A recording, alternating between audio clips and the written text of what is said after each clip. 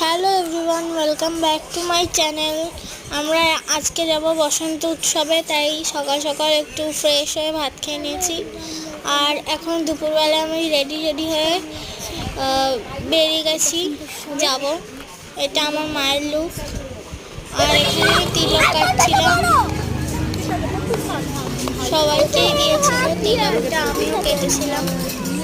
তিলকটা মোটামুটি ভালো করে পরিয়েছিল, আমার মাও পড়েছে আর সবাই পড়েছিল যারা যারা বসন্ত উৎসবে গেছিল।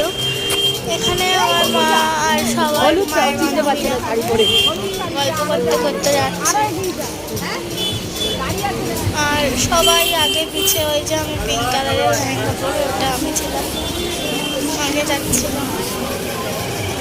আর মন্দিরে চলে এসেছি।